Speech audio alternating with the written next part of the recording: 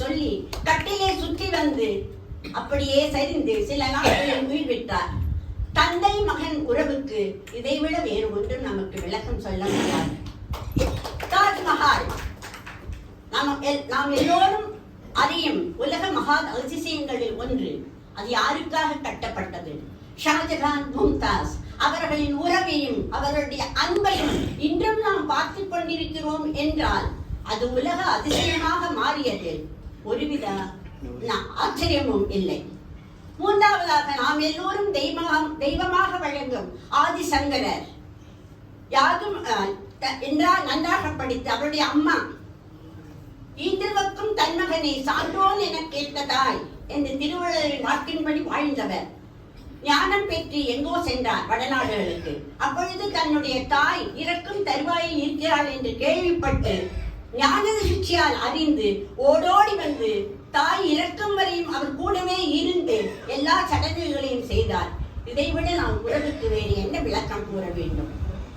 ஒரு ஏழை ஒரு பள்ளியில் இருந்து திரும்பிய ஒரு சிறுவன் வீட்டுக்கு போகாமல் பார்க்கில் இருக்கும் பொழுது வேறொரு ஏழை சிறுவன் அவரிடம் வந்து ஏன் நீ வீட்டுக்கு போகவில்லை என்று கேட்டதற்கு, வீட்டுக்கு போனா அம்மா அடிப்பாங்க, அப்பா அடிப்பாங்க, எனக்கு போக வேண்டாம் என்று சொன்னான். அதற்கு அந்த ஏழை சிறுவன் சொன்னான், இது சந்தோஷப்பட வேண்டிய விஷயம் அல்லவா? உனக்கு தாயும் தந்தையும் இருக்கிறார்கள், உன்னை திட்டுவதற்கும் அடிப்பதற்கும் எனக்கு யாருமே இல்லை, நான் ஒரு அனாதை குழந்தை என்றான்.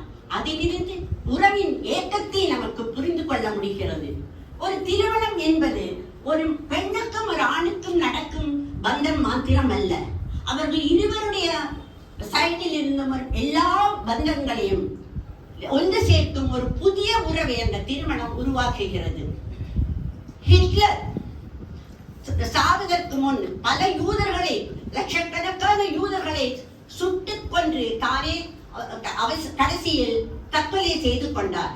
அப்படி தற்கொலை செய்து கொள்ளும் பொழுதும் தன்னுடைய தாயின் படத்தை மார்போடு அழைத்துக் கொண்டு மரணம் அடைந்தார்.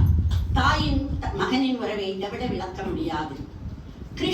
ஸ்ரீகிருஷ்ண பகவான் தன்னுடைய ஏழை நண்பனான பிராமண குலத்தில் பிறந்த குச்சேலன் என்பவரிடம் அவில் பொதியை வாங்கி தின்றார். இது நட்பின் உறவை வெகு தெளிவாக காண்பிக்கிறது. வெளிநாட்டில் இருக்கும் நம் பிள்ளை குழந்தைகள் லீவு விட்டால் ஓடோடி வருவது நம்மை போல் முதியோர் இல்லத்தில்